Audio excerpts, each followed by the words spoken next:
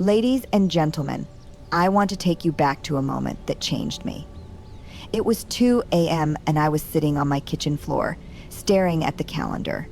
It was packed deadlines, meetings, dinners, obligations, and not one thing on it felt like mine. It felt like I was living a life built for applause, not fulfillment. And at that moment, I realized something gut-wrenching but freeing.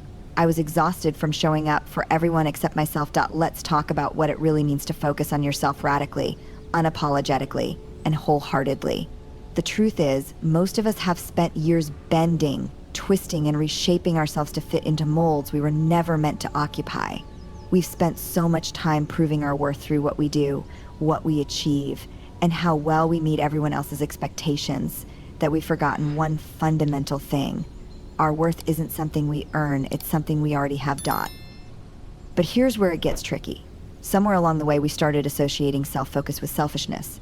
We learned to equate saying no with being rude and prioritizing our own needs with neglecting others. And let me just say this, those are the stories we've been taught, but they're not the truth. Self-focus isn't about turning your back on the world, it's about stepping back so you can see it more clearly. It's about making space for the kind of growth that doesn't just fill you up, it overflows. Think about it. When was the last time you felt completely grounded, clear-headed, energized, and present in your own life? I'll bet it wasn't during a week when you said yes to everything, or when you sacrificed sleep, rest, and peace of mind to keep up with obligations you didn't even want. More likely, it was a moment when you took time to slow down, reflect, and reconnect with what really matters to you. And that's exactly what 2025 is about, choosing to live intentionally instead of reactively. I remember a time in my life when I wore busyness like a badge of honor.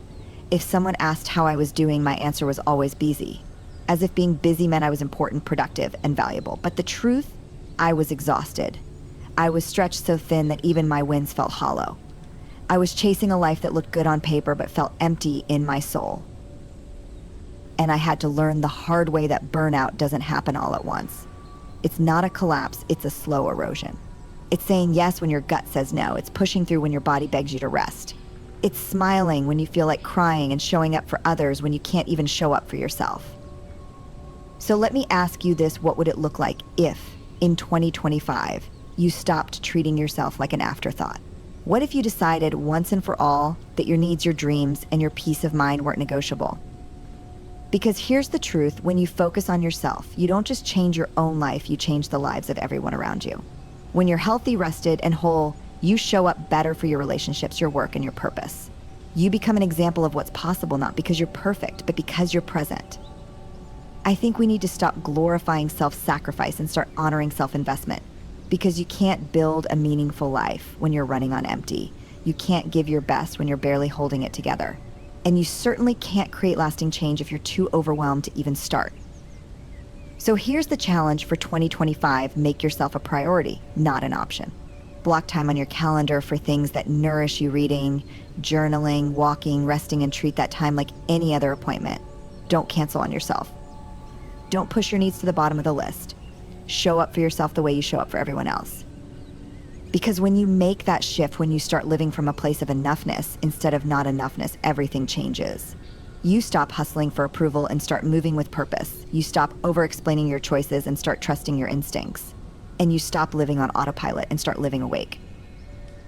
So if you're wondering whether focusing on yourself in 2025 is worth it, let me just say this: it's not just worth it.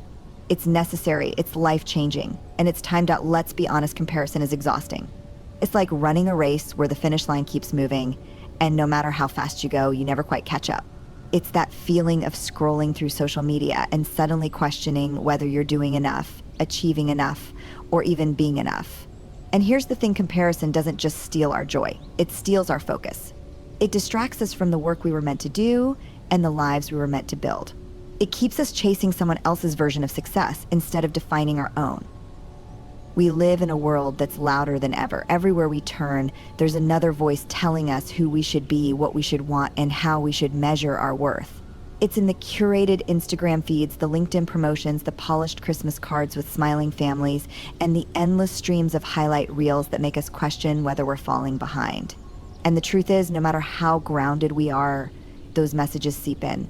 They make us feel like we're missing something, like we're not measuring up, and like we need to prove ourselves to be worthy of belonging. But here's what I want you to know. Your worth isn't up for debate. It isn't tied to your job title, your income, your relationship status, or the number of likes you get on a post. It's not dependent on how busy you are, how perfect your home looks, or whether you check every box on society's checklist. Your worth is already there, whole, intact, and unshakable. The problem isn't that we don't have worth, it's that we've forgotten how to see it because we're too busy looking at everyone else. One of the most powerful things I've learned is that we don't have to be in competition with each other.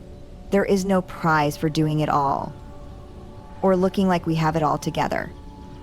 And yet, so many of us keep showing up in life as performers instead of as people. We hide our struggles, pretend we're fine when we're not, and push ourselves to match an unrealistic standard, one that's often created by people who are struggling just as much as we are. But 2025 is not the year to let comparison write your story. It's the year to turn down the noise and turn up your own voice. It's the year to recognize that the only timeline that matters is your own.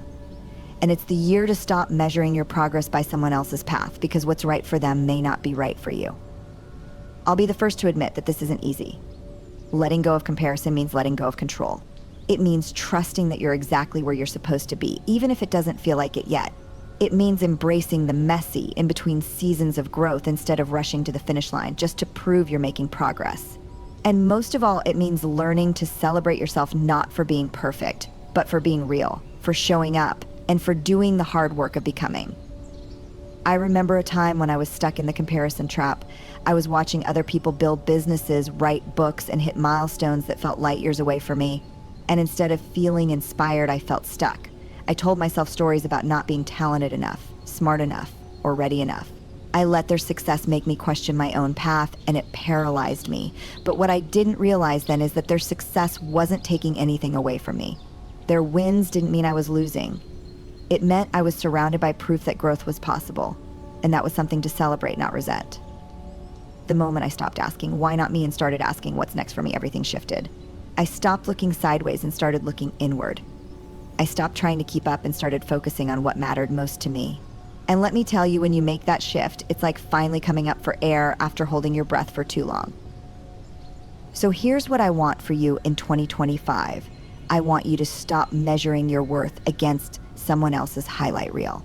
I want you to stop letting likes, comments, and external validation define your value.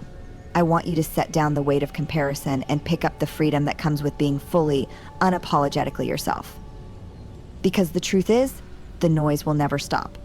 The world will always have opinions about who you should be and how you should live. But you don't have to listen. You don't have to let the noise drown out your voice or derail your focus. This is your year to turn inward, to listen to your own intuition, and to trust that what you have right now, in this moment, is enough. Imagine what could happen if you stopped looking for answers outside yourself and started trusting the wisdom you already have within you. Imagine what it would feel like to stop chasing and start creating, to stop performing and start living. That's the kind of life I want for you. Not one that's defined by comparison, but one that's built on clarity, purpose, and freedom. Because at the end of the day, the only person you need to impress is the one looking back at you in the mirror. And the only path you need to follow is the one that feels true to you. Focusing on yourself doesn't just happen because you decide to. It happens because you build it brick by brick, day by day. It's not a single choice, it's a practice. And like any practice, it requires intention, discipline, and most of all, trust. Trust in yourself.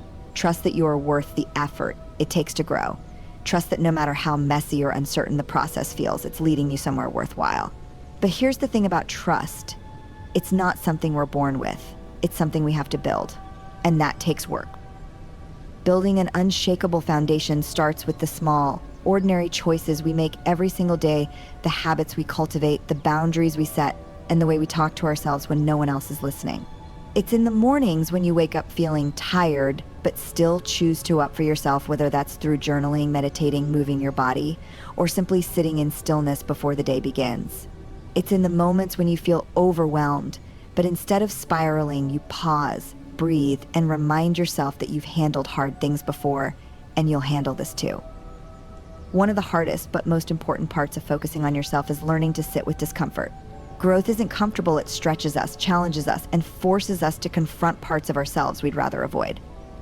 And that's why so many people give up before they see the results. They mistake discomfort for failure when really, it's a sign that something is shifting. It's a sign that the foundation is being laid, even if the structure isn't visible yet. I remember a time in my life when everything felt uncertain. I had left behind the familiar old routines, old relationships, old definitions of success, and I felt completely untethered. I wanted clarity, but all I felt was chaos. I wanted answers, but all I had were questions. And in that in-between space, I had to learn how to trust the process, even when I couldn't see where it was leading. I had to remind myself that building a foundation doesn't always feel like progress. Sometimes it feels like starting over. And that's where most people stop. They hit the messy middle, the part where things feel hard and unclear. And they decide it's too much. They tell themselves they're not ready, or they're not strong enough, or they're just not cut out for this kind of work. But here's what I learned during that season. The messy middle is where a transformation happens. It's the space between who you were and who you're becoming. And it's where the real work gets done. It's where you learn to sit with the uncertainty instead of running from it. It's where you start building trust in yourself, not because things are easy, but because you're willing to keep showing up even when they're not. The truth is, we're not always going to feel motivated. We're not always going to feel clear, inspired, or ready. And that's okay. Motivation is fleeting, but commitment is what keeps us going. And when you're building an unshakable foundation, commitment matters more than motivation. It's the quiet, consistent work of showing up, even when you don't feel like it, of proving to yourself over and over again that you're worth the effort. And let me just say this, building a foundation isn't about being perfect. It's not about following a strict routine or checking all the boxes. It's about learning to listen to yourself, to pay attention to what you need, and to give yourself permission to change and adapt as you go. Some days that might mean waking up early, setting goals, and tackling your to-do list with energy and focus. Other days it might mean slowing down, resting, and giving yourself space to recharge. Both are valid, both are necessary, and both are part of the process. I found that one of the most powerful ways to stay grounded during this process is to create rituals that anchor you. These don't have to be complicated or time-consuming, they just have to be intentional. It might be something as simple as writing down 3 things you're grateful for every morning, spending 10 minutes in meditation, or taking a walk outside to clear your mind. These small rituals act as reminders. They remind you to pause, to reflect, and to reconnect with yourself in the middle of life's chaos. But the most important part of building a foundation is learning how to trust yourself. And trust isn't built in big, dramatic moments. It's built in the small, consistent ones. It's built every time you keep a promise to yourself. Every time you set a boundary and stick to it, and every time you choose to prioritize your own needs without apologizing for it. It's built in the quiet moments when no one's watching, but you decide to show up anyway, not for validation, but for yourself. And here's what happens when you start to trust yourself. You stop needing external validation. You stop looking for answers outside of yourself and start trusting your own intuition. You stop over-explaining your choices and start owning them. And that kind of confidence, that kind of clarity, it's magnetic. It draws people in. It inspires others to do the same. And most importantly, it gives you the freedom to live life on your own terms. So if there's one thing I want you to remember as you build this foundation, it's this: you are already enough. You don't need to earn your worth or prove your value. You don't need to have all the answers or have it all figured out.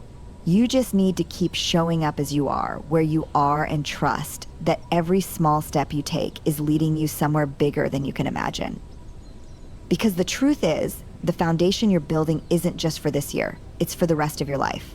It's the groundwork for everything you want to create, everything you want to become, and everything you're meant to do. And the stronger that foundation is, the more unshakable you'll be no matter what life throws your way. Choosing yourself daily isn't a one-time declaration. It's a practice, a series of deliberate decisions that remind you who you are and what you stand for. It's the quiet courage to say, I matter, even when the world is pulling you in a dozen different directions. And let me be honest with you, choosing yourself isn't always easy. It's not glamorous. It doesn't come with applause or validation. In fact, sometimes it feels uncomfortable, especially if you've spent years putting everyone else first. But here's the truth. The life you want doesn't come from waiting for someone else to give you permission. It comes from deciding, again and again, to give yourself permission. And that decision, it's not loud. It's not dramatic. Most of the time, it happens in the smallest moments, the ones that no one sees. It's the moment you close your laptop at 6 p., because you promised yourself you wouldn't work late again.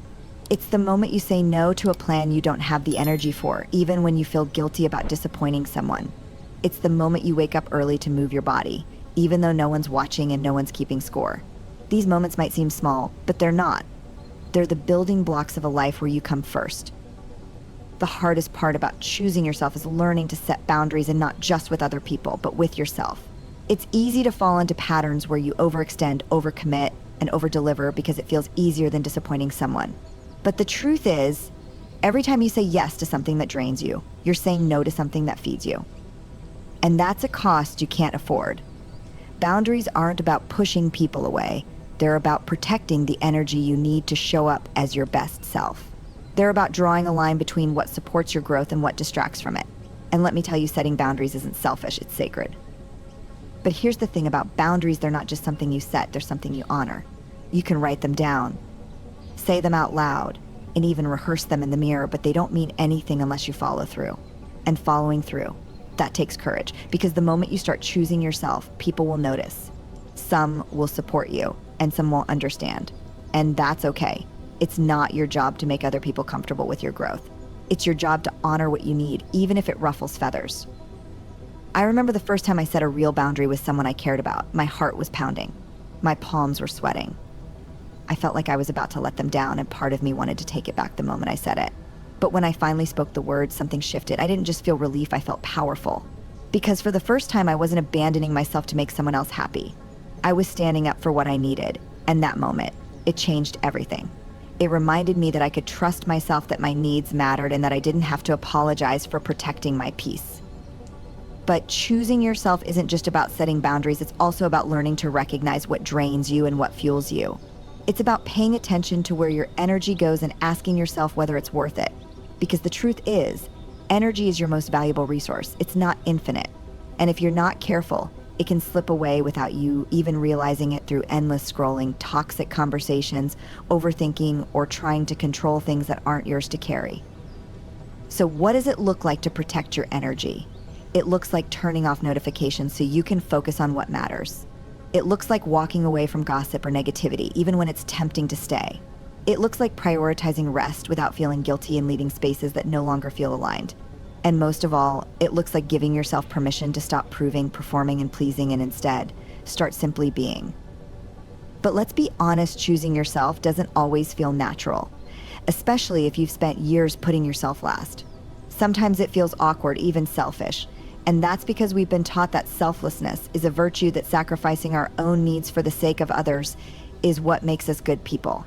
But here's what I want you to remember. You can't pour from an empty cup. You can't give your best to others if you're running on fumes. And you certainly can't fulfill your purpose if you're too busy proving your worth to notice what you really need. Choosing yourself is about recognizing that your energy, time, and attention are precious, and that not everyone deserves access to them. It's about deciding that your well-being isn't negotiable and your peace of mind isn't up for debate. And it's about learning to value your own opinion more than anyone else's because at the end of the day, you're the one who has to live with the choices you make. And let me be clear, choosing yourself doesn't mean isolating yourself. It doesn't mean shutting people out or refusing to care about others. It means showing up for yourself so that you can show up for others in a way that's healthy, grounded, and sustainable. It means giving yourself what you need so you can give from a place of fullness, not emptiness. But this kind of commitment, it's not something you make once and forget about. It's something you have to renew every single day.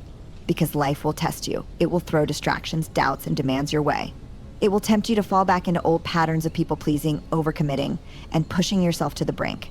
And that's why this practice matters, because every day is an opportunity to choose differently, to put yourself first, to protect your energy, and to remember that the life you're building is worth the effort it takes to protect it.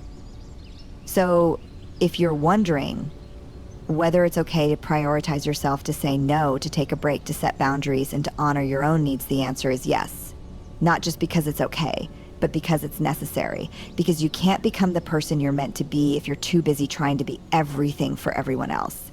And you can't step into the life you're meant to live if you're too afraid to choose yourself first. The real work of focusing on yourself is not about making grand gestures or waiting for some perfect moment to start. It's about showing up every single day, even when it's hard, even when no one is watching, and even when progress feels slow. It's about doing the quiet, often invisible work of growth, the kind of work that doesn't come with instant results or immediate rewards, but instead builds something deeper, something lasting. And the truth is, this kind of work doesn't always feel exciting. Sometimes it feels repetitive. Sometimes it feels uncertain. But every time you choose to keep going, to keep showing up for yourself, you're laying the groundwork for a life that feels aligned, intentional, and deeply meaningful. One of the hardest lessons I've learned, and maybe one of the most important, is that growth doesn't always feel like growth. Sometimes it feels like standing still. Sometimes it feels like taking one step forward and two steps back. And sometimes it feels like nothing is changing at all. But the truth is, growth isn't always visible. It's not always dramatic or obvious. Sometimes it's happening beneath the surface, in the unseen places where roots take hold and foundations are built. And that's what focusing on yourself is really about. It's about trusting that even when you can't see the results yet, the work you're doing still matters. But let me be clear, focusing on yourself doesn't mean you're always going to feel motivated, energized, or inspired. There are going to be days when you feel tired, discouraged, or unsure. There are going to be moments when self-doubt creeps in, when old habits resurface, and when fear tries to convince you that you're not strong enough to keep going. And in those moments, it's easy to feel like giving up. It's easy to tell yourself that maybe you're not ready, or that maybe this isn't worth it after all. But those moments, they're not signs to quit. They're signs to dig deeper. They're reminders that the hard days are part of the process, and that pushing through them is what builds resilience. I think one of the biggest myths we've been taught is that transformation happens all at once, that it's this big dramatic breakthrough where everything suddenly falls into place. But the reality is, most transformation happens in the small, daily choices we make. It happens in the moments when we choose to get back up after falling down. It happens when we decide to keep going, even when it feels like we're not making progress. And it happens when we're willing to face ourselves, the messy, imperfect, vulnerable parts of ourselves, and keep showing up anyway. And let's be honest, showing up for yourself isn't always easy. It means making sacrifices. It means saying no to things that feel comfortable but don't help you grow. It means choosing discipline over distraction, intention over impulse, and long-term growth over short-term comfort. It means recognizing that the life you want won't build itself, you have to build it. And that takes work, real, consistent, sometimes uncomfortable work. But here's what I know: every time you choose to do the work, even when it's hard, you're proving to yourself that you're capable of more than you think. You're proving that you're not defined by your past or your mistakes, but by the choices you make today. And that kind of self-trust, that kind of confidence, it's something no one can take away from you. I think one of the most powerful things you can do when you're focusing on yourself is to give yourself permission to be a work in progress. Because let's be honest, there's no finish line when it comes to growth. There's no moment when you'll have it all figured out or feel completely ready. And that's okay. Growth isn't about reaching some perfect destination. It's about becoming the kind of person who keeps evolving, keeps learning, and keeps showing up, no matter what. And part of that evolution means learning to let go of perfection, of expectations, and of the need to have it all together all the time. It means giving yourself grace when you fall short and reminding yourself that mistakes aren't failures, they're lessons. It means understanding that growth doesn't happen in a straight line. It happens in cycles, in seasons, and in layers. And most of all, it means trusting that even when things feel messy, even when progress feels slow, you're still moving forward. I know what it's like to feel stuck, to feel like you're doing the work but not seeing the results. I know what it's like to question whether it's even worth it to keep going. But what I've learned is that the moments when you feel stuck are often the moments when the biggest shifts are happening beneath the surface. They're the moments when you're being asked to dig deeper, to trust yourself more fully, and to keep going even when it feels hard. And that's the kind of work that changes everything, not just what you do, but who you are. Because focusing on yourself isn't just about achieving goals or checking boxes. It's about becoming the kind of person who honors their own needs, values their own voice, and trusts their own instincts. It's about building the kind of inner strength that allows you to weather any storm, face any challenge, and keep moving forward no matter what. And that kind of strength, it doesn't happen overnight. It's built through practice, through showing up for yourself day after day, even when it's hard. And let me just say this, focusing on yourself doesn't mean you have to have it all figured out. It doesn't mean you have to be perfect or have a flawless plan. It just means you have to be willing to start, to take one step and then another, to trust that the small, consistent actions you take today, are laying the foundation for the life you're building tomorrow. Because the truth is, the most meaningful growth often happens in the moments that feel the least significant. It happens in the quiet hours of the morning when you choose to show up for yourself, even when no one else is watching. It happens in the moments when you decide to keep going, even when you're tired. And it happens in the spaces between the big milestones when you're still figuring things out, still finding your way, but choosing to believe in yourself anyway. And that's what focusing on yourself is really about. It's about choosing to trust the process, even when it feels uncertain. It's about honoring your own needs, even when it feels uncomfortable. And it's about becoming the kind of person who keeps showing up, not because it's easy, but because it's worth it.